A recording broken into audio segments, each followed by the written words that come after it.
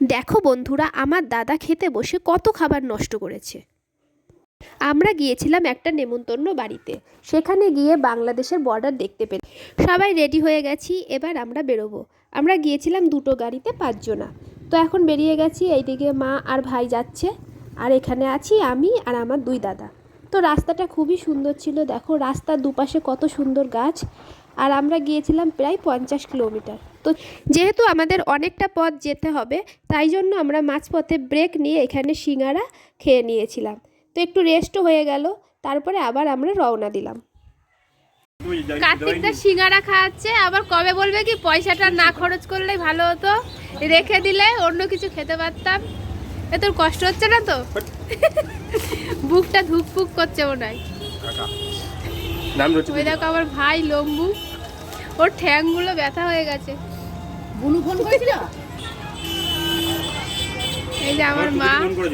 শেষমেশ আমরা প্রায় বাড়ির কাছে চলে এসেছিলাম, তবে মেন রোড থেকে অনেকটাই ভেতরে বাড়ি ছিল, আর রাস্তাটাও ছিল খুবই খারাপ আর ঘুটঘুটে অন্ধকার, যেহেতু আমাদের পৌঁছাতে রাত হয়ে গিয়েছিল।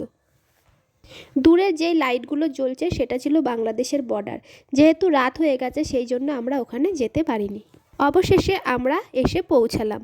বাড়িটা ছিল বাঁশবাগানের মধ্যে, তবে এখানে একটা বড় মেলা হয় জ্যৈষ্ঠ মাসে।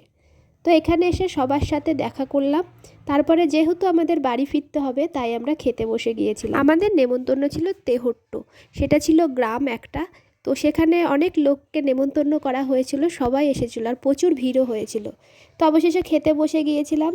তো দাদাকে আমরা সব খাবারগুলো তুলে দিয়েছিলাম আর বলেছিলাম ও সমস্ত খাবার নষ্ট করেছে, যদিও সে নষ্ট করেনি, আমরা খেতে পারিনি। এখন আমরা বাড়ি যাচ্ছি, এখন বাজে রাত 10টা। দেখো পুরো শুনশান রাস্তা, আলো নেই, ভয়ও লাগছে আমাদের। তো এখন আমরা বাড়ি যাচ্ছি। তো ভিডিওটা এখানেই শেষ করছি, দেখা হবে তোমাদের সাথে নেক্সট ভিডিওতে। টাটা, বাই বাই, সবাই খুব ভালো থাকবেন, সুস্থ থাকবেন, বাই, গুড নাইট এভরিওয়ান।